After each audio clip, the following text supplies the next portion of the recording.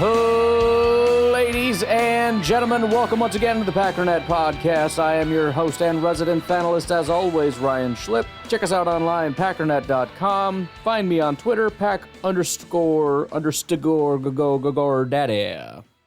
Well, today we're going to go ahead and go through and have ourselves a little bit of a PFF day. I do want to touch on a couple different things here. Just because as time goes on, lots of questions and comments kind of come up and I want to address them. And I want to hit those first because I'm going to forget in about 5 seconds.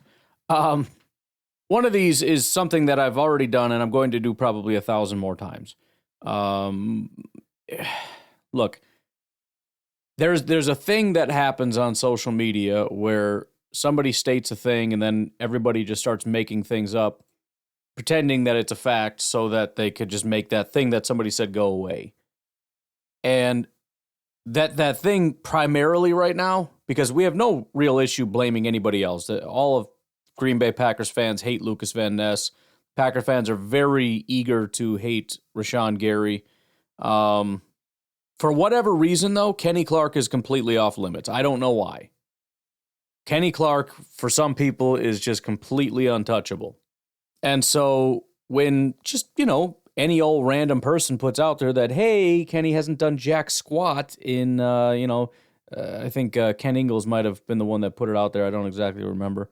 But it was something to the effect of he has not touched the box score in 2 weeks. Nothing. Blanked. And, it's a split fan base. So you got some people going, yeah, get him, more or less, and we shouldn't have paid him and whatever.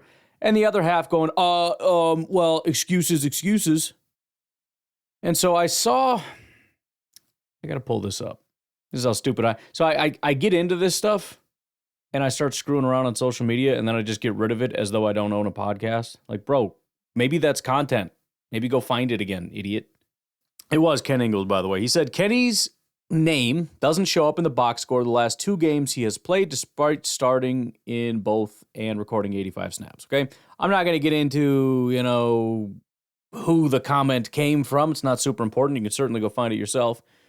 But a very predictable response came up. And this is where somebody who...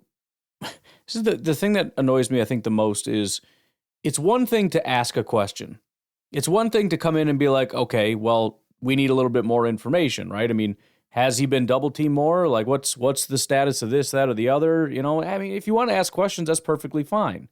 Even if you're being somewhat biased because you want to defend the guy for, when you wouldn't do that for somebody else, whatever. Asking questions is perfectly fine. Finding answers is even better, but asking questions is perfectly fine.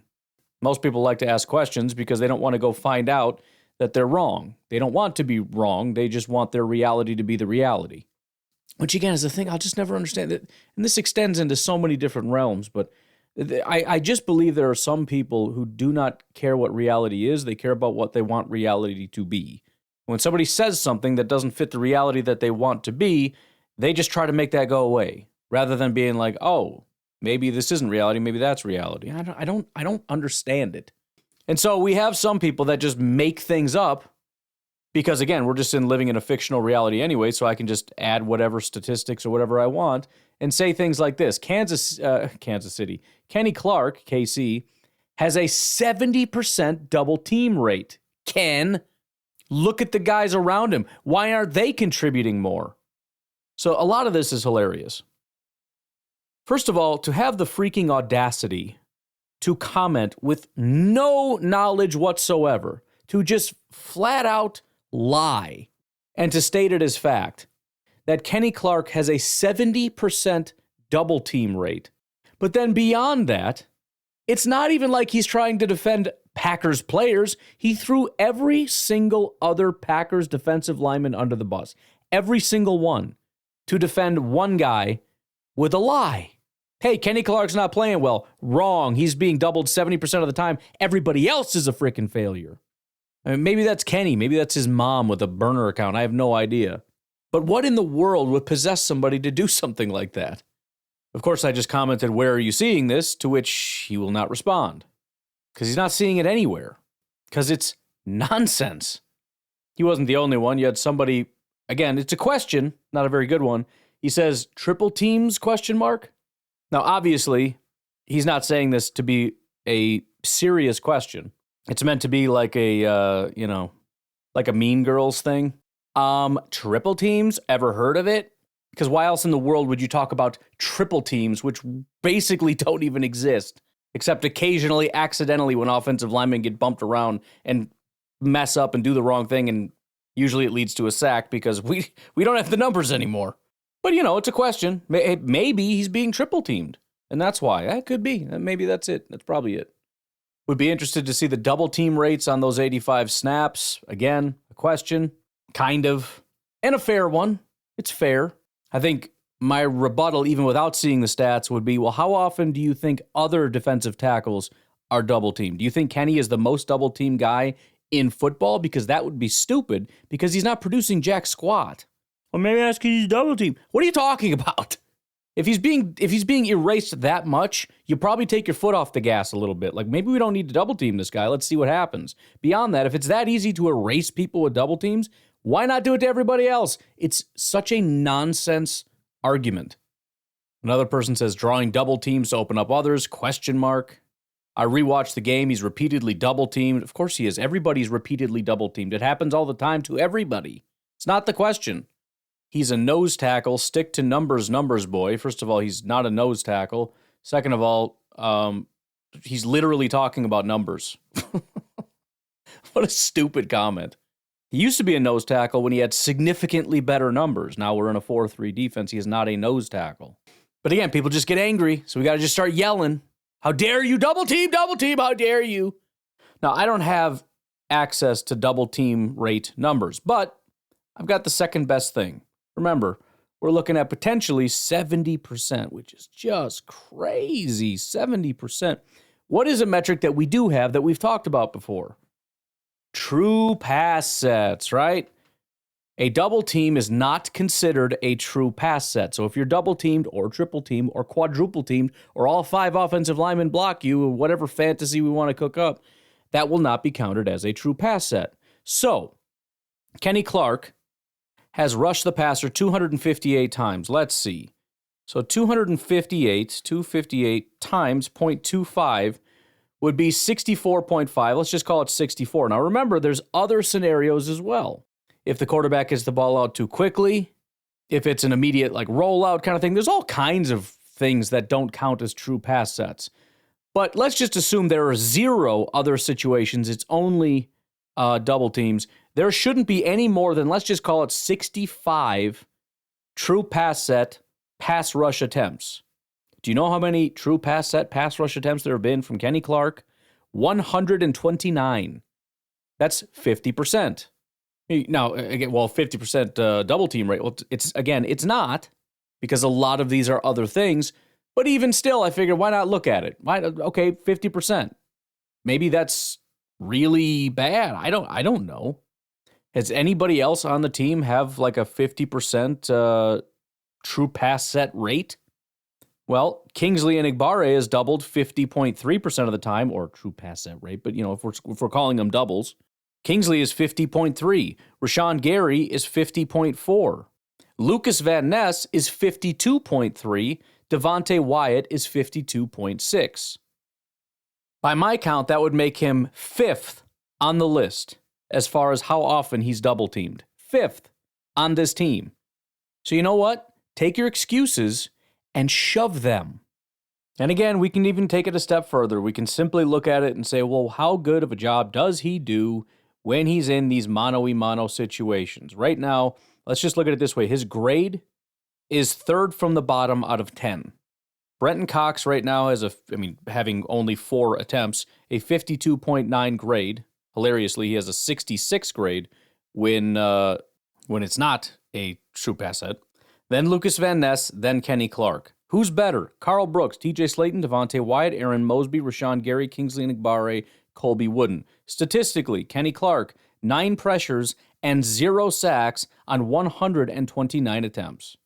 That is a sub 7% pressure rate with 0 sacks when he is not double-teamed in mano-a-mano situations where the quarterback is in the pocket for a normal period of time. He has a pass rush win rate of 9%. That means just beating the guy in front of him less than 10% of the time, meaning 91% of the time the offensive lineman, a center, in a mano-a-mano situation beats Kenny Clark. Remember, a lot of the time you beat a guy, but you don't end up getting to the quarterback. You just make him look stupid. Carl Brooks is at 10%. Kingsley is at 11.7%. Colby Wooden is at 15%. Rashan Gary at 15.4%. Aaron Mosby, very small sample size, 33.3%. He has the second lowest pass rush grade on this team after Lucas Van Ness. Only difference between the two is Lucas has a sack and Kenny does not. It's honestly baffling to me that a Packers team that is so worried about the lack of pass rush production, so worried about the lack of sacks, has nothing to say about Kenny Clark, who has 0 sacks on an entire freaking season. We are 10 games into the season. He has 16 pressures and 0 sacks. Now, is it the scheme? Is it the scheme? Probably. I'm just going to say flat out probably. Why? Because the entire defensive line is playing worse than normal. And even just as early as last year, although, he already started to taper and nobody wanted to admit it, he's always been a decent enough pass rusher. In fact, 66 pressures and 10 sacks on 556 attempts is a solid performance. Not a good run defender, horrific tackler, but he still had some pass rush in him. In fact, depending on how heavily you want to round it, this is his only bad year ever. His rookie year, he had a 68 pass rush grade. You can pretty much call that a 70. Right now, he's at a 58. Whatever the reason, he can't do it. He can't. He can't win. Again, so we're kind of back to square one. I don't know what you do about it. I know a lot of people are looking at it saying we just got to replace the entire defensive line. I hope you recognize that is a multi-year project. That is not something that's going to happen next year. So I am hoping that this is more a matter of, Rashan is slowly inching his way into this, hoping that we have a couple people. Maybe Brenton Cox can be a guy. Maybe Mosby can be a guy. I don't know. And then in the off season, we maybe change our training habits, maybe change our bodies a little bit, maybe change our understanding of how to play the position a little bit. Rashan Gary has worked really hard with a very talented pass rush guy, learning how to pass rush from the stand-up position. He's going to have to rework that entire ththing. Maybe give him an offseason in that. Maybe give all these guys an offseason in that. And then make some additional changes on top of that. I don't know. But anyways, I don't want to hear about the freaking double teams and triple teams and all the nonsense. It's nonsense. Stop it. Stop just making stuff up. People panic and just immediately come up with a reason. Double team. Calm down. Calm down. You don't need to give me an answer right off the top of your head. First thing that comes to mind. Maybe. Frickin' relax. First of all, take a minute and go look into it. Maybe you don't even need to come back to me and argue with me. If you're still determined, fine, go find something. But it's got to freaking stop. The other thing is Matt LaFleur after bye weeks. I know we've talked about it before. Seemingly nobody remembers. I don't remember, and everybody that's called in has been like, yeah, I feel like you've looked into it, but I don't remember what you said. So we're all back to square one of nobody remembers. So let's start fresh. So let's take a look. Right now, Matt LaFleur's record after a bye is 5-4, which is 55.6%. Against the spread, he is 4-5, 44.4%. Now, you can take that for whatever you want it to be. Maybe that's better than you thought because it's 55. By the way, a bye does include like a bye going into the playoffs. Maybe you take that to be something super negative because 55% is not a great team. It's below their general average, whatever. I don't know.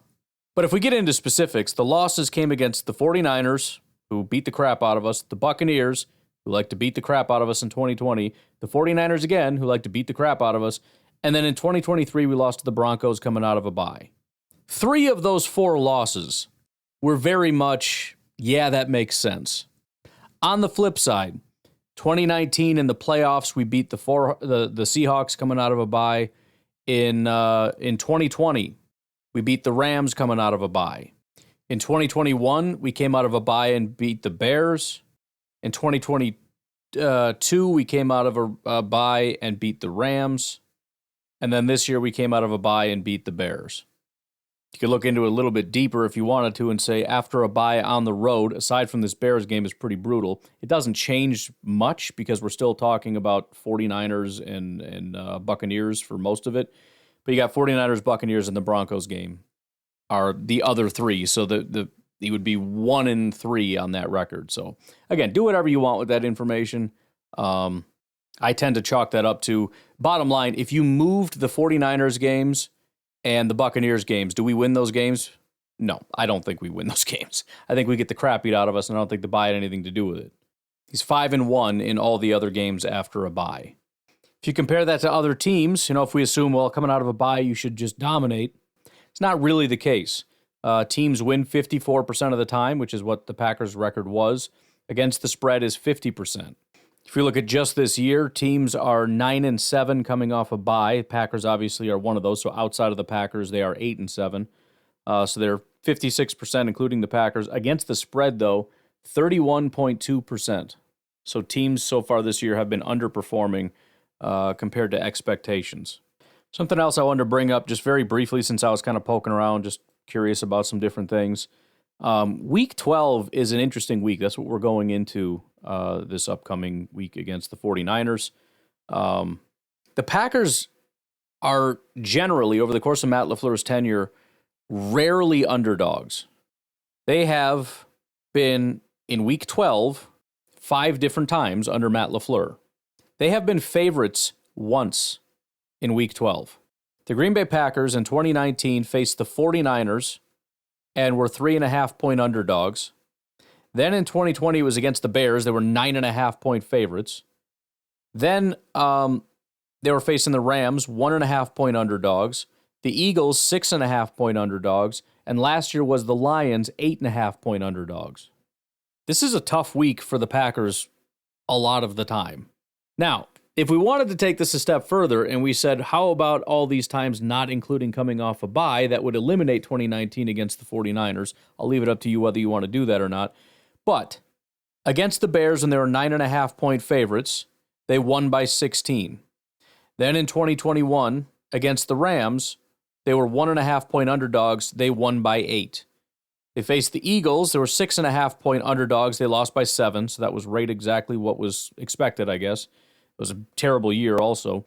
2023, you might remember, we were 8.5-point underdogs. We won by 7. This week, we are 1.5-point favorites against the 49ers. By the way, if you include the 49ers game, we are 3.5-point underdogs. We lost that game by 29. So, I suppose since we're playing the 49ers, you may want to take that into account, our inability to beat that freaking team. 37-8, my goodness. But not really trying to read into that any more than to say that this is historically a pretty tough week for the Packers. Over the last 5 years, they're averaging being 2.5-point underdogs going into this week, and that's with being 9.5-point favorites against the Bears in 2020. So you could take that as positive or negative. They're generally underdogs and they generally overperform, or you can look at it and say, last time we saw the 49ers this week, we lost by 400 points, I think. Is that what I said? Roughly 400 points? 29, close enough. All right, let's take a break. We'll get into the PFF stuff. We'll be right back. All right, why don't we actually head over to special teams? Least interesting, so we'll start there. Not surprisingly, Carl Brooks with a 93.5 special teams grade. You better give him a 93.5 for a blocked game-winning kick. Tyron Hopper continues to be amazing. 73.5. What is his grades through the... So he's currently at a 74.6 special teams grade. He got off to a slow start. 48, 62, 51. Then he went up 67, 62. Then 86, had one bad game against Houston, 51, and 73, 68, 75. So over the last 5 games, he had the one bad game. But aside from the one bad game, 86, 73, 68, 74. He has been a phenomenal special teams player for us down the stretch here. Since week 6, 3 tackles, 1 assisted tackle. But that's it for the positive. On the negative side, once again, the only guy with a bad grade, and it's a really bad grade, is Matt Orzech, 27.4. I have to assume that really all this is we're looking at snaps, and if you dirt one, you're going to get a terrible grade, and he did. I know that he did at least one because I watched it happen, and I thought, you frickin' jag-off. Please, you have one job. Snap it into the guy's hands, not into the dirt. Maybe it happened twice. I have no idea. Brandon McManus, by the way, was 2 for 2 on his extra points, had no field goal attempts. So far on the season, 8 for 8 on extra points, 6 for 7 on field goals. I'm not trying to jinx anything here, but I mean, that is literally exactly all anybody could ever ask for. You miss, if you're making 86% of your kicks and 100% of your extra points, I have no complaints. You'll never hear me complain about that. Maybe a little bit if it's a game-winning kick and you miss it. I might be a little annoyed. But in general, when I gather myself, I mean, that's solid. Offensively, start with the bad first. Again, I generally like to go sub 55. It's just kind of my own deal, whatever. Tucker Kraft, 54.4. Dontavian Wicks, 53. Ben Sims, 50. Elton Jenkins down at a 48.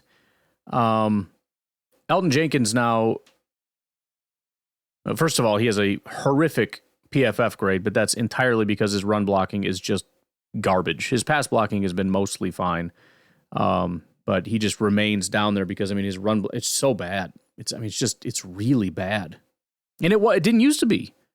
Up until 2023, maybe it's a change in coaching. I mean, that is when we did change the offensive line coach became the offensive coordinator starting in 2023, right? That is immediately when his run blocking just fell off a cliff. But I don't know. I'm just speculating here. Could be injuries or something. Who knows? On the positive side, fortunately, we have a handful, not just like one or two. John Fitzpatrick, 71. Josh Jacobs, 72. Jaden Reed, 74. Jordan Love, 74. Zach Tom, 74. And Christian Watson with a 93 PFF grade. I wanted to look at this, and so I'm going to. I know he had some really high grades. I'm just curious if this is his highest. So he had an 88 against Detroit last year and a 90 against Kansas City, not quite as high. 2022, he had an 88. So yeah, this is his highest graded game of his career, most yards of his career. Great game for Christian Watson. Receiving grades, 93 for Christian Watson, 87 for Josh Jacobs. Really solid receiving game for him. Again, that's something the Packers really wanted to get more involved in. 72 for Jaden Reed. Chris Brooks was the next highest at 67. Then we got falling off a cliff territory here. Dontavian Wicks with a 54.6. Romeo Doubs with a 54. And Tucker Kraft with a 47. So Tucker Kraft, I don't know. It was his first game this year without a reception. Obviously, there was supposed to be at least one that got sent over his head. Clearly, that would have changed some things if that ended up happening, but is what it is, I guess. Romeo Doubs has had his second bad week in a row. Detroit was even worse. Week 9, he had a 43 grade, 48 receiving grade. So he had that little flare-up, right, week 5. So weeks 1, 2, 3, and 4, he wasn't doing very well. He had one good game in that 4-game stretch. He had his little flare-up. He comes back week 6, 7, and 8. He's a number 1 receiver, right? Everything's great. Then the last 2 weeks, he fell off. Had probably his worst 2 weeks of the season. So outside of his sort of, and honestly, I mean, look, the first game back, it was only really good because he had 2 touchdowns. It was 3 receptions for 49 yards. It's whatever, but it was 2 touchdowns. Week 7 was his one really good game, 10 targets, 8 receptions, 94 yards. Week 8, he only had 3 receptions, but it was 72 yards, so that was something. Then it was 4 receptions for 28 yards and a drop. By the way, he had a drop against Jacksonville too, so that's 3 games in a row. And then this week, 2 targets, 1 reception, 17 yards, and a drop. So, I don't know, man. I don't know what's going on. Dontavian Wicks just refuses to be a good football player this year. He also was kind of finding his groove the same time Romeo was. In fact, almost identical grades. It was 66, 72, 67. It's like literally the same receiving grades, weeks 6, 7, and 8 for Romeo Doubs, just without so much the production. But he has 4 targets and 0 receptions the last 2 weeks, with 2 drops being part of that. 4 targets, 0 receptions the last 2 weeks. That's freaking brutal. These guys got to step up. I mean, that's really all there is to it. I mean, Jaden had a good start to the season. and then didn't see him quite as much. Now he's kind of stepping back into that role. He had a really good last 2 weeks against Detroit and Chicago. Christian's starting to come into his own. Maybe that's just the realignment. I don't know what's going on, but if we could just get some consistency anywhere, you know what I mean? Like, Christian's doing his usual, like, I'm going to have my 2 good games and then get hurt. We'll see. If he doesn't get hurt, maybe he can finish out the season just being really good. But usually he has 1 or 2 good games and then ends up going out for the rest of the season. Jaden was really good, then fell off, and then was good again, and then fell off, and then was good again. I don't know. Maybe I'm being picky. Am I being picky? Maybe I'm being picky. Rushing grades, nobody really graded out very well. Got a 66 for Josh Jacobs, a 65 for Jordan Love, a 60 for Jaden Reed, and a 60 for Emmanuel Wilson. Yards after contact per attempt, Emmanuel Wilson was 7 yards, Jordan Love 4.25, Josh Jacobs just 2.78. That's pretty low for him. Emmanuel Wilson had 2 missed tackles forced on 2 attempts. How do you... I'm sorry. I don't understand, PFF. Maybe you can help me understand this. You gave him a 59 grade. He had 2 attempts for 17 yards, which is 8.5 yards per attempt, 7 yards after contact, and 2 missed tackles forced. That's 1 per play. How is that like not a 85-ish? I don't know how you do your job. I don't know if you... I think sometimes you just send it in, you know? Got deadlines coming up, and people are just like, yeah, dude, looks good, go. Maybe he just had 1 really amazing run and then just the worst run of all time. I don't know. And then finally, the blocking. We've got Rasheed Walker doing Rasheed Walker stuff, man. 84 pass blocking grade, just a dominant pass blocker, run blocking 47. I don't know. It just is what it is, I guess. I mean, the run game seems to be working well enough. It could be a heck of a lot better if they could run block, but apparently they can't. Elton Jenkins, as we said, 63 pass blocking, which is pretty low for him, and then 45 run blocking. Overall, that's terrible. At center, Josh Myers had a predictably bad day, 54 pass blocking, 57 run blocking. At right guard, Sean Ryan had actually a really good day. He had an 80 pass blocking grade and a 59 run blocking. Let's call it 80-60. That's a glorious day. And then Zach Tom, a little bit low for him as far as pass blocking, but, you know, it's only because I set higher standards for him. 70 pass blocking, 74 run blocking. It's actually 69.8 is the only reason it kind of got me freaked out a little bit. But a good day. So the right side of the offensive line kind of dominated, and Sean Ryan is continuing to establish himself as certainly being better than he was last year. Still not great, but overall for the season, he has a 58 run blocking grade and a 70 pass blocking grade. Very inconsistent still, but his bad days aren't like in the 20s anymore. He had 1 game against Indy that was really bad, 35 grade. He's given up 3 sacks, 3 hits, 6 hurries, 12 pressures through 10 games. I mean, if he could just be slightly more consistent with the pass blocking, I feel like we've got the right guard spot locked up, especially if he can be consistently okay as a run blocker. Remember, at 6'5", 321, that was the whole thing with him. He should be a better run blocker than we're used to. So, we'll see. Good day for Sean Ryan. A couple other small little blocking notes here. Tucker Kraft had 22 run blocking snaps. He got a 65 grade, which is certainly not terrible. Romeo Doubs had 17 and got a 76 run blocking grade, which is fantastic. Christian Watson, not as great, 17 attempts, had a 52 grade. Jaden Reed, 12 attempts, 74 grade, so the receivers continue to block really well. Ben Sims, 10 attempts, 56 grade, is pretty mediocre. Dontavian Wicks, 8, 54 grade. By the way, I do want to mention this. I very briefly talked about it yesterday. It's worth noting that as much as I said, look, this Bears team is the worst offense in football, and I expected better, the bottom line is this Bears team did perform better. There's no doubt about it. This was Caleb Williams' second best game of the year with an 85 PFF grade. You can say, well, that's because of the defense. No, it's not. Maybe they could have made it harder on him, for sure, but he wasn't holding the ball. I mean, we say, well, the last week it was 9 sacks, right, because of Caleb, and he wasn't doing those things. He wasn't doing the things to get himself sacked. By the way, Caleb is a master of just completely missing throws all over the place. He wasn't doing that. 85.2 grade, 80.4 passing grade. Similar to what happened to us against Jacksonville. We go up against a quarterback that has one of his best days of the entire year, barely squeak it out of there, get pissed off, and then he goes and gets hurt so that he doesn't play the Vikings or the Detroit Lions, of course. I've kind of mentioned this before, too, where it's not the case that what you're looking at is just what it always is. So, it's the 30th ranked offense or whatever. Well, no, it's not. That doesn't mean it's 30th every week. And Caleb is like the 32nd ranked quarterback. That doesn't mean he's 32nd every week. He wasn't week 6 against Jacksonville. He was one of the top quarterbacks in football that week. The point is, it's like rolling dice or flipping coins. It's just a matter of what you're going to get. And for whatever freaking cosmic, disgusting reason, the Packers have gotten the best of a lot of teams, and that includes the Chicago Bears this week. They still should have played better. It's not an excuse for everything. It's not an excuse for playing scared, for missing tackles, interceptions, drops. It's not an excuse for any of that stuff. But it is worth noting that the team that played New England is not the team that we played this past week. It's just not. Same logo. It's not the same team. If the Bears would have fired their offensive coordinator maybe after Arizona and put up that performance against New England, they would have smashed New England. They would have beat the living crap out of New England. My only hope at this point is that this starts to get tamped down.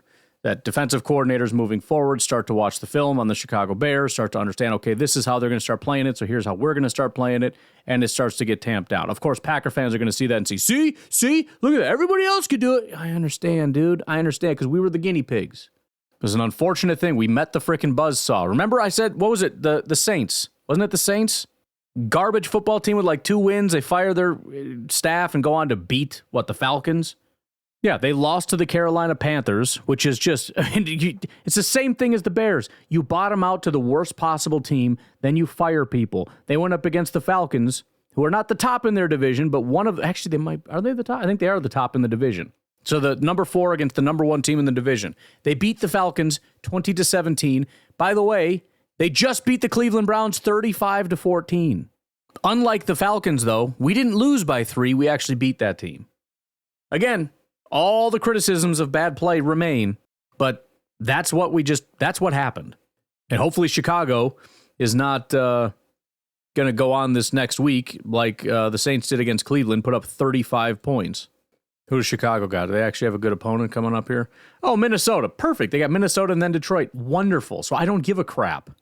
Actually, I hope they continue to play well. I hope that this is still a good team, and they beat the living dog crap out of Minnesota and Detroit and the 49ers and the Vikings again and Detroit again. And Seattle for good measure, and then we beat them because, obviously it's just the Bears and we don't lose to the Bears. I hope the Bears go undefeated until week 18. That's what I hope for. And just sail themselves right into the playoffs. Biggest Bears fan on the planet. But then if they don't, I don't give a crap because I will continue to laugh at the Bears because they're stupid and I hate them. All good things from here on out. All right, let's take our final break. We'll come back, look at the Bears. I also want to talk about this stupid blocked kick thing. Bears fans are on an absolute freaking jihad right now, saying that the Packers broke a rule. They broke a rule, so they shouldn't have won, bro. They broke rules. Unlike us, where we didn't have any problems with, like our running back moved and then they just didn't see it, or that ticky-tack bullcrap call for 15 yards when our quarterback tripped out of bounds, or later on when they hit our running back out of bounds right in front of a ref and they didn't call jack squat. No, not like that. This is different. Let's take a break. We'll talk about it. So I'm in a bad mood right now because I spent way too much time going over this crap and talking to people who have no damn idea what they're talking about. Again, if you don't know what you're talking about, stop talking. You should not be citing rules if you don't know the rules. Nobody knows the rules. So there's a lot of talk. Apparently, the Bears head coach sent this play to the league office, and his quote was, "They were all over our long snapper." Okay, so you can't do that. Where does it say that? Who says you can't do that? Can't do what exactly? Well, we got in trouble 2 weeks ago for leveraging, or whatever the phrasing is. Okay. Well, we did the same thing, and they called leverage on us. Leveragers. Okay, so what? So you can't make contact with our long snapper because that's leverage. Okay, stupid. Let's take this one step at a time, okay? Leverage is a very specific thing that has nothing to do with making contact with the long snapper whatsoever. Nothing. It's in the rule book. You can look it up. Admittedly, it took me way too long to frickin' find it, but I found it, and that has nothing to do with making contact with the center. Leverage is when you try to deliberately push off of or jump off of another player either on your team or on their team. That's not what happened. You could try, if you really wanted to make a case that TJ Slayton, not Brooks, that guy that broke it, but TJ Slayton, when he jumped, had his hand on the back of the long snapper, and so we could theorize that potentially he pushed as he jumped, and therefore it's leverage, although TJ Slayton is 500 pounds and got about 1 foot off the ground. That's absolutely weak nonsense. But most people aren't actually arguing that. They're saying leverage because that's the penalty that they got, so it's the only word they know, so it's the only word they use. What they mean, though, is you're not allowed to hit the long snapper. It's a rule. Everybody knows the rule. You can't do it, right? It's a rule. Everybody knows the rule. Okay. Well, once again, spent an inordinate amount of time trying to find said rule, and it turns out a rule does exist. The rule comes down to a player being defenseless, and they have made long snappers defenseless players. Now, I had heard in other places that the long snapper is only defenseless for 1 second while their head is down. Those two things don't have to both be true, but it would make sense that it would be 1 second, because otherwise you could just keep your head down and you would remain defenseless, whatever. The bottom line is, I don't see any of that in the rule book. So let's just assume that the long snapper is, for the entirety of the play, considered a defenseless player, which is kind of weird. I mean, that can't happen during the punting, right? Because on a punt, they go down the field and try to lay somebody out. You're saying you can't put your hands on them? That doesn't make any sense. Anyways, I'm making the same mistake that these people are making. So interestingly enough, this is the kind of nonsense dialogue that I've been getting into. So I saw Tom Pelissero said, Bears coach Matt Eberflus says they'll turn in Sunday's game-sealing blocked field goal to the league office because Packers, quote, were on our long snapper and felt a penalty could have been called, no flag was thrown.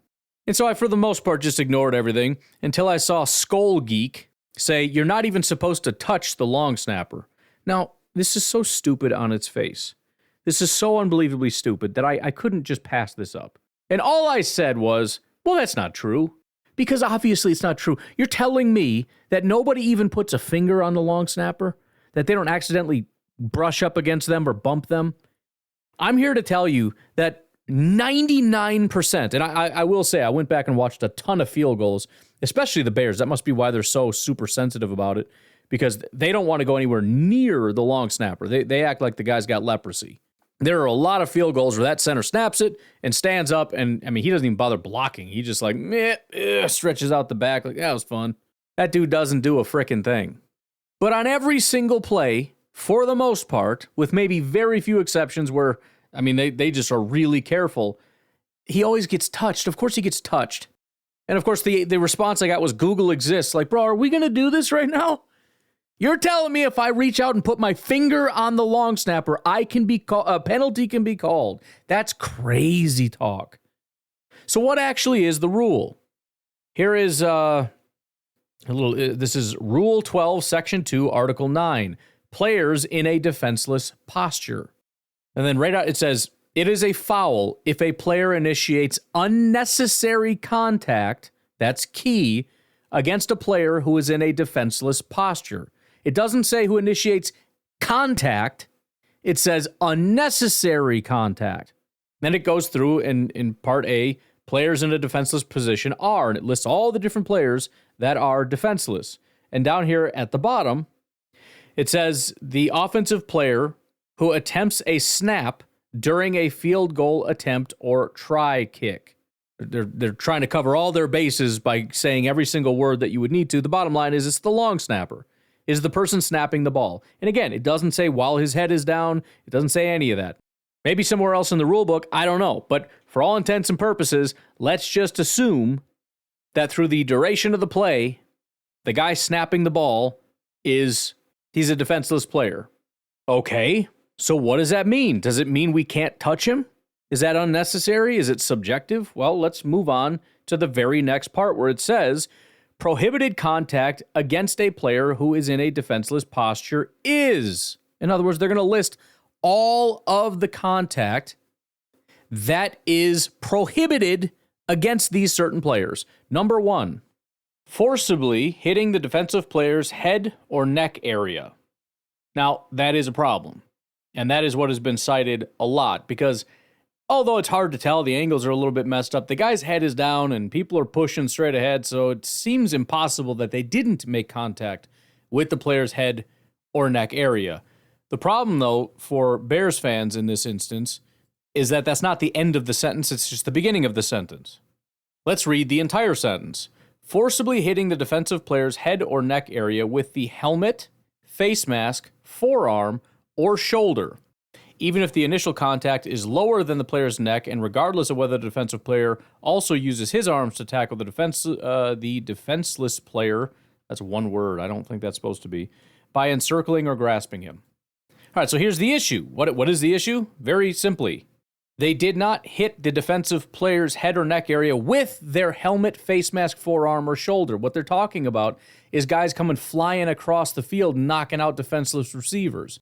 TJ Slayton pushing the long snapper with his belly button does not apply.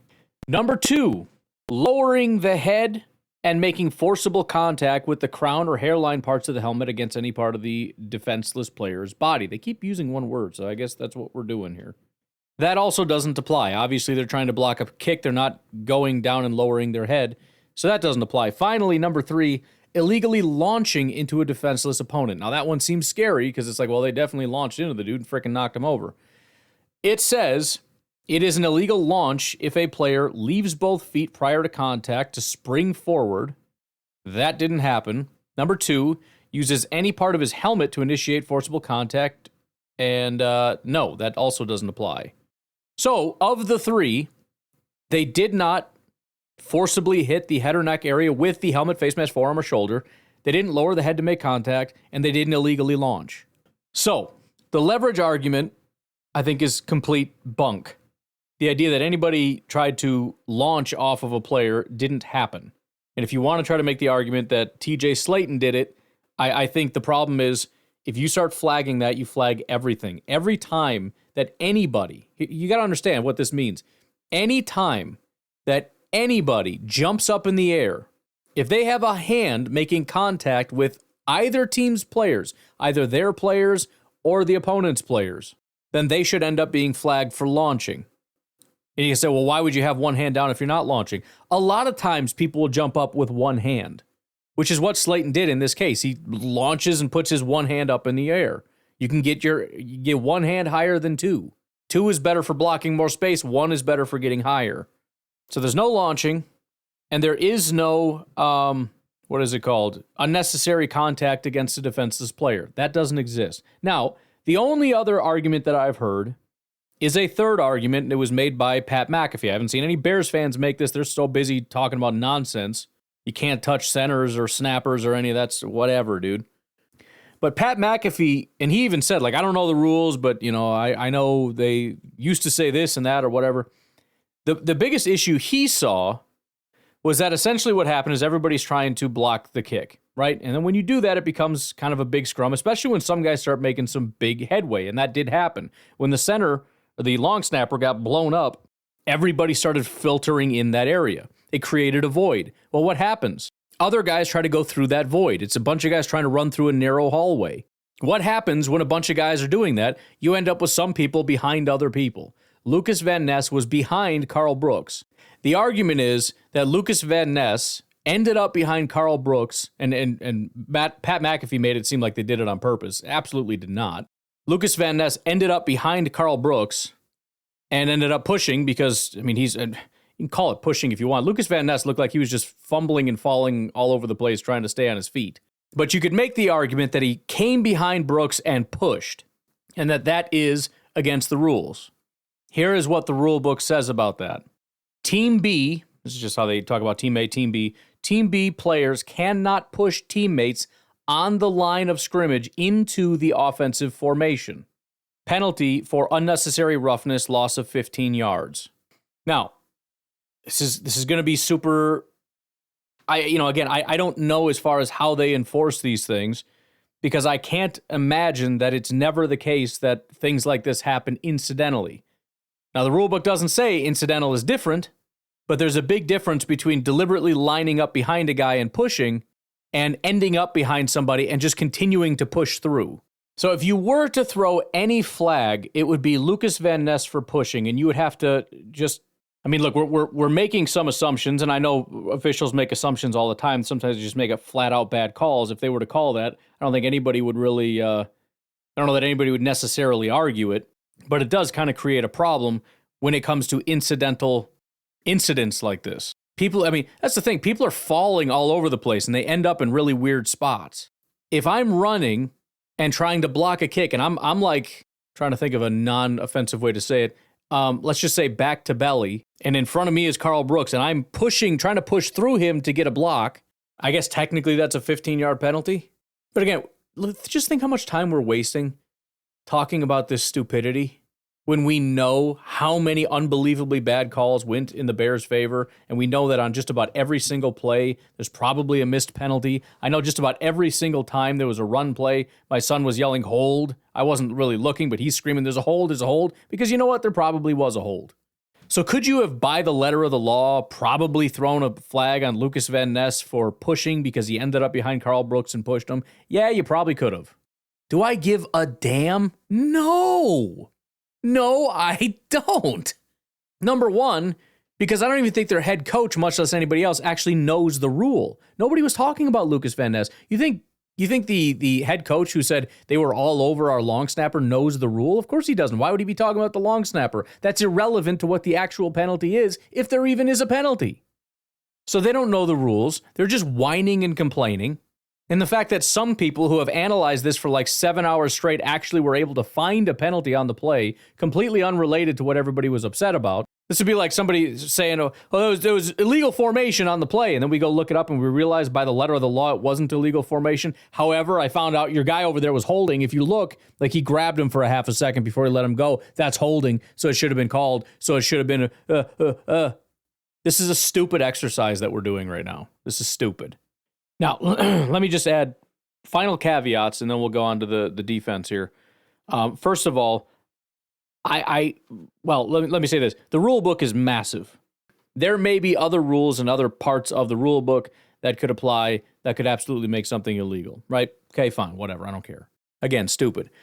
I also have a tendency to believe that the NFL is not going to like this very much. I think that the intent of every rule is to protect these guys. They've been trying to, even what Pat McAfee's talking about, they're constantly evolving the rules to protect the long snappers. And I think they're going to look at this, and even if there isn't something directly in the rule book, they're going to either A, say that it did violate a rule or something just so that they can discourage other teams from doing it and start talking about we're going to start flagging you for it, et cetera, and or they're going to have some rule changes in the offseason during the owners' meeting or whatever. They're going to talk about making changes to make sure that you don't just frickin' steamroll the long snapper. That's my guess. I don't know. I'm hoping the NFL just gives Matt Eberflus a big middle finger, but I doubt that's going to happen. All right. Also, breaking news: Marshawn Lloyd is activated off of injury reserve. So, okay, there you go. I don't know, that whole, like I said, appendicitis is like 1 to 6 weeks, depending on severity. Apparently, it wasn't very severe. So, all right, can we freaking get started now? For crying out loud, all the distractions. Just got to get off social media, man. It wasn't blocked. There should have been a penalty. Boo. Freaking whiny babies. Okie doke. So the defense, as expected, didn't have the greatest day. With rounding, only 2 people had good days. On the bad side, I think I'm just going to be very ungenerous because I'm annoyed by the defense. Sorry if ungenerous isn't a word. Ingenerous, ingratitudinal, whatever. Anything under a 60, we're going to go ahead and call it out because I'm annoyed by the performance of the defense. Ready? Here we go, because only 6 players actually had above. Actually, Stokes and Ballantyne played a combined 5 snaps, so it'd only be about 5 players were average or better. That's how freaking bad this was. Okay. Brenton Cox with a 59, TJ Slayton with a 58, Carl Brooks with a 58, Carrington Valentine with a 58, Xavier McKinney with a 57. He's been slipping. Aaron Mosby with a 56, Javon Bullard with a 55, Edrin Cooper with a 54, Evan Williams with a 53, Kenny Clark with a 50, Devontae Wyatt with a 49, Kingsley Enagbare with a 49, Keyshawn Nixon with a 46, And Lucas Van Ness with a 33. I swear, dude, listen, I do believe that this whole scheme thing is a problem.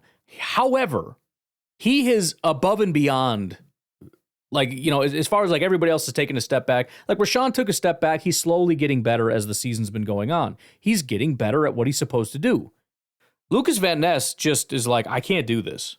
I mean, we're going to have to Preston Smith this guy where it's like, I don't know, dude. I can't put my hand in the dirt. I need to be in a 3-4 team. I'm not learning. I'm not improving. Jeez, Lucas Van Ness, man. Holy crap. We got not the worst start in the world. Through the first 5 weeks, he had one bad game. Since then, this is week 6 against Arizona, 30-30, 60-50-30. What are we doing? What are we doing? What are you doing, Lucas?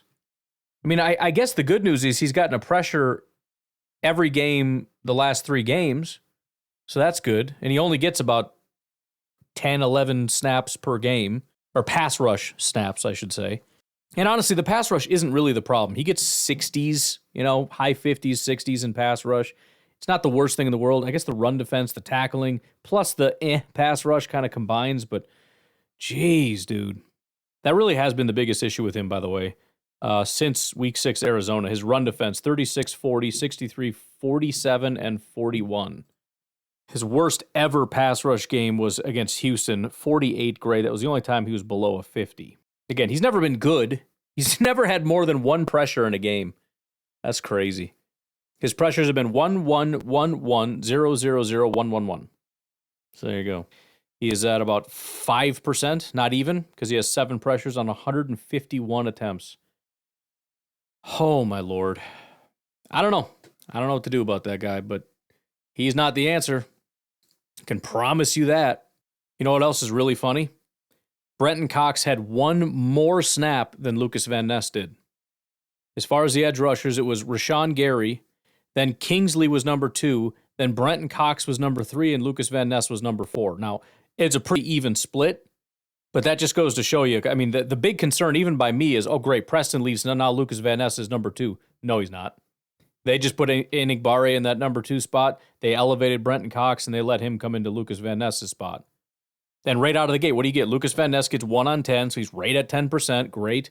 Brenton Cox, what did he do? 2 pressures and a sack on 11 attempts. 20% in a sack, day 1. Good Lord. So that needs to continue. Carl Brooks' snaps need to go up.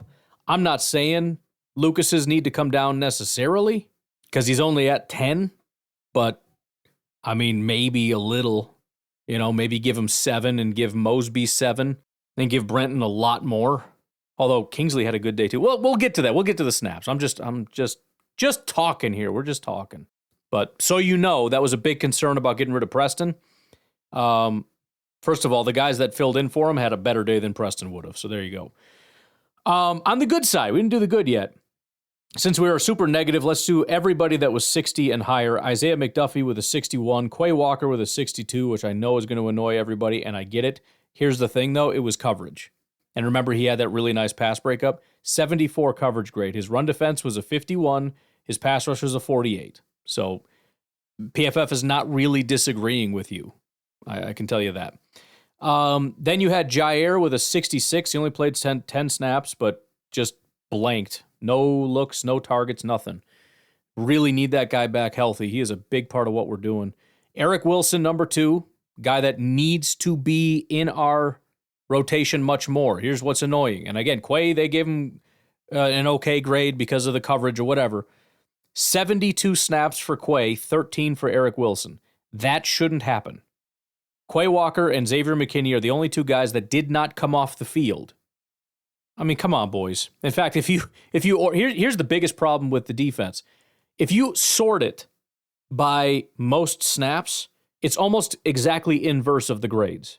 The only guy, Rashan Gary, who had 46, he's in the middle of the pack as far as snaps. He has a 79 grade. The top 15 players outside of Rashan Gary Only one, Quay Walker's the only one in the 60s. Otherwise, it's 50, 50, 40, 50, 50, 50, Rashan Gary. 40, 40, 50, 50, 30, 50. That's the top 15 guys in terms of snaps. All our top guys were our worst players. Then after that, you get 60, 70, 60, 60, 60, 60. Right? The guys that didn't play. Anyways, just figured I'd point that out. And then number 1 was Rashan Gary. And as I said, he has been clawing his way back. 5 pressures and a sack on 31 attempts is fantastic. A 79 overall grade is needed. His run defense was good. His tackling was good. His pass rush was rated about a 70. He's actually been quite good since about week 6. That's when everybody else apparently fell off. So week 5, he was up to about a 66. So that was kind of like his, we're getting close to a 70, but it still wasn't there, right? He'd only had pressures through his first 5 games. He had pressures in 2 games. Granted, he had 3 and 3, but still got blanked in 3 different games. Since then, it was 82 with 3 pressures on 26 attempts, which is great. Then 74 with 6 pressures and a sack on 21 attempts. That's unbelievable. Then he had a 61 grade, but he had 3 pressures on 24 attempts. That's great. 63 with 2 pressures and a sack on 14 attempts. That's fantastic. And then this game, 5 pressures and a sack on 31 attempts. Rashan Gary is kind of back since week 6. In fact, let me just look at this real quick. I don't think he's going to be like top 10 or anything, but he's clearly going to be a significantly better player if we just look at the NFL since week 6. Not going to be at the bottom anymore. Yeah, so PFF does not like to grade him all that well. He's only got a 66 pass rush grade, but he's got a 16.7% pressure rate, which is tied for 26th in the NFL, which is not bad. I mean, that's Will Anderson is 26th. Brian Burns is, these are who he's tied with. Alex Highsmith, Bryce Huff. These are good pass rushers. If you look at true pass sets, so since week 6, true pass sets, in other words, when he's not double teamed, he's tied for the 5th highest win rate. Actually, let me get rid of some of these. He's actually 3rd. Some of those, I was like, who the heck is that guy? This guy didn't play. So Alex Highsmith is number 1. He wins 42% of the time. Again, no double teams. Isaiah McGuire, 33. Actually, he's 2nd. He's tied with Isaiah McGuire from Cleveland. 33% win rate. 77.7 pass rush grade in true pass sets. 5 pressures and 2 sacks on 22 attempts. So if you want to start complaining about double teams and chips, now you officially can. If you want to start talking about what about everybody else, it ain't Kenny Clark, it's Rashan Gary. Rashan Gary's the guy who, a little more than 50 or about 50% of the time, he's facing something that isn't a true pass set, as we already talked about. And the question is, where's everybody else? 2nd highest. It's a lot better than I was expecting. Again, with true pass sets, we're talking 23% pressure rate. In general, though, since week 6, he's at 15.6%, which is very high. We're getting right back to Rashan being kind of at his best. Rashan at 15, 16, 17% is like elite Rashan. That's where he's at right now since week 6. So as far as I'm concerned, Rashan's back. That's my, and that's been my standard with everybody, right? I'm not going to defend you anymore. Show me that you can be that guy again, Jordan. Show me you can be that guy again, Wicks. Show me you can be that guy again, Dobbs. Show me Reed. Show me that you can be that dude again. Rashan Gary's stepping up and showing me. He's like, all right, bro, look, rerun the numbers. He's back. All right, let's look at run defense here. With the negatives, Slayton 53, Kingsley 53, Wyatt 53, Brenton Cox 53, Clark 52, Quay 52, Lucas Van Ness 40, Evan Williams 32 is another guy. You know, the safeties were number 1 and 2, and they are just continuing to spiral down. Where's my buddy Xavier McKinney here? So Evan Williams had 3 really good games, weeks 4, 5, and 6, and that's it. So weeks, all the other weeks outside of that, 50, 60, 50, 50, 50. That's all we've gotten from him. So, again, 3 really good weeks. I don't know what happened after that, but we haven't seen it since. He's still at an 81 grade, 80 coverage. Like, he's still got really good grades overall, but that guy hasn't come back. Now, granted, week 8, he was hurt. Week 3, he didn't really play. Week 2, he didn't, as far as full-time, it was really just 5, 7, and 11 are the only ones, and really week 5 was the only really good game there, but I don't know. He's coming off an injury. We'll give him time. He's got some real talent in there. Just hope that we see it again, because if it continues like this, then he's just not a good football player. And then Xavier McKinney, likewise. I mean, the first 5 weeks all the way through LA, I don't know what the hell happened week 6. Everybody died week 6, except Rashan started picking it up week 6. Maybe they changed something defensively that helped Rashan and is hurting everybody else. I don't know. But it was 76-63, 76-91-88 for McKinney. Then good old week 6 rolls around and we get 60-60, 60-60, 50 from him. He hasn't had a good day since week 5. I don't know, man. I don't know. Whatever. Tackling the really bad ones, McKinney, Williams, Kingsley, and then Devontae Wyatt. He's always been terrible at tackling. I like Wyatt a lot. I know he's just a pass rusher, but just like the offensive linemen that are really good pass blockers but can't run block, there's got to be a line somewhere where it's like, bro, you got to do it a little. You know, you can't just be the worst ever at tackling, especially when you're not pass rushing. And I know he's just coming back from injury or whatever, but let's try to pick that up a little bit. Pass rush is pretty much all bad. Mosby, McKinney, Brooks, Kingsley, Edgerrin, Wyatt, all low 50s, and then Quay was 48. Coverage, the only good grade was Quay. The bad ones were Bullard, Cooper, and Nixon. Keyshawn, I don't know. I didn't like Keyshawn, and then I was like, oh, maybe there's something here. He's been kind of good, and this past week was just abysmal against Chicago. His coverage was terrible. As far as his coverage grades, he has one good game all year. It was week 6 against Arizona. That is the weirdest game. I don't know. Everything is week 6. But 60, 50, 50, 40, 50, 70, 60, 40, 50, 40. That's his coverage. He's not good. He's just not. I'm sorry. The only reason he has semi-good grades is run defense and tackling. And I've said that. Like him coming downhill and hitting people behind the line of scrimmage and whatnot when they try running screens or when they run plays to the outside or whatever. He does a pretty good job with that. He's a special teamer, right? That's what he does. Coverage, right now he's got a 51 grade. It's just, ugh. All right, getting into the stats, we had, 6 players with a pressure? Quay and Van Ness each had 1 pressure. And it's, honestly, Quay had as many pass rush attempts as Lucas Van Ness did, 9 compared to 10. So they blitzed him a lot. He didn't do jack squat. Again, linebackers, way higher expectation. I don't know the exact number. I haven't figured that all out, but I'm looking for 33%. You got to be able to get home, man, when you're blitzing. 10% is garbage for a linebacker, period. Again, why him, of all people? He can't do it. TJ Slayton had 2 pressures on 19 attempts. That's perfectly adequate. Brenton Cox, 2 pressures, 1 sack. TJ Slayton had a sack too. 2 pressures, 1 sack on 11 attempts is phenomenal. Kingsley Enikbare had 3 pressures on 25 attempts, which is really good. And then Rashan Gary, 5 pressures on 31 attempts is really good. So, I've been saying all year, nobody's even getting 10%. This is unbelievable. We usually have a bunch of guys that are 10% or above. We had Rashan, we had Kingsley, we had Brenton Cox, we had TJ Slayton, and Lucas Van Ness was right at 10%. So that's 5 guys 10% or higher, 4 guys above 10%. This is what I'm used to seeing. This is what we haven't seen all year that now I can see. So Rashan is getting there. Kingsley had a good day. Brenton Cox is brand new. Slayton had a good day. I don't know, man. Maybe it's turning a corner. I don't know. Then we got coverage. Most targeted was Javon Bullard, 7 targets, 6 receptions, 51 yards. Keyshawn Nixon, 6 targets, 3 receptions, 39 yards. Cooper was 4-3, 33. Valentine, 4-3, 30. Quay, 3-2, 27 with a pass breakup.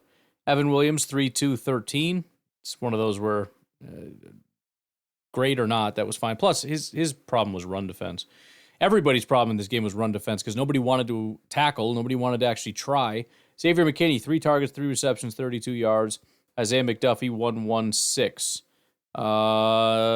The only guy kind of in coverage for a while that didn't get targeted was Jair, but that was just 8 times he was in coverage. So I'm going to leave it at that. We usually do NFL Pro. We don't have a ton of time.